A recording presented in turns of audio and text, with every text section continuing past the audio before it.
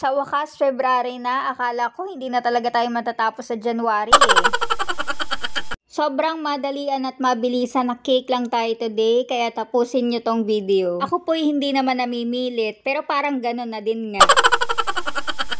So, ayun. Ang cake natin today is chiffon. Uy, congratulate yun naman ako kasi na-perfect ko na talaga siya. At ito nga ang first order natin na chiffon cake ang base. Bale, chocolate chiffon to. Kaya sa mga o-order po, itry nyo na tong chiffon cake natin. Meron na tayong vanilla flavor, chocolate, mocha, and ube. Ombre style ang pagkakakulay natin sa icing natin dito. Tapos, nilagyan na lang ulit natin siya ng texture. Syempre, ano pa ba ang gagamitin natin? Ang gamit na silicone brush. Diba? Yung effort na effort ka magpakinis, tapos gaganyanin mo din pala. Narinig na naman nga natin ang magic word sa cake na to. Alam naman nating mga baker kung ano yun. O sige nga, paki-comment nga kung ano yung magic word na yan.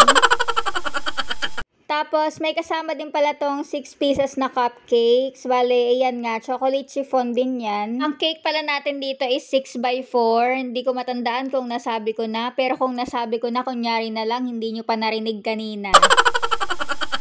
Bale, puro printed lang lahat ng toppers neto. Sa mga magtatanong po pala, yes po, opo, moist chocolate cake and chiffon cakes, halos same price lang sa akin. Konting-konti lang yung difference. Yes, mas konti ang ingredients ng chiffon cake, pero consider pa rin natin yung time and effort natin sa paggawa ng chiffon since medyo sensitive nga siya, lalo na kung hindi mo pagamay. Tapos, oven check din tayo, syempre, kung maliit ba yan or malaki. Syempre, kung malaki matitipid natin sa time and sa gas, or kung kuryente man yung oven nyo. Kasi kayang-kaya niya ng sabay-sabay na salang. Hindi katulad ko na maliit lang yung oven ko. Isang batch lang lagi yung kasya. Eh alam naman natin ng chiffon, hindi pwedeng matenga. Kailangan salang agad. Kaya pagkahango, another timpla na naman ng mixture. Ganun siya katrabaho para sa akin. At hindi rin tayo pwede magtambak ng matagal ng chiffon cake sa mga freezer. Hindi katulad ng moist chocolate cake. One day before lang talaga ang pagbe-bake nito para fresh siya. Kaya halos same lang talaga sa akin ang price ng mga yan. Sa pagkakosting, hindi lang puro ingredients ang nilalaman yan. Isasama nyo rin syempre yung tubig, kuryente, dishwashing liquid, gas, at kung ano-ano pang alam nyong nagamit nyo sa cake na yun. Syempre, isasama na din natin yung labor natin. Sino ba namang may gustong magtrabaho na walang bayad? Ano po?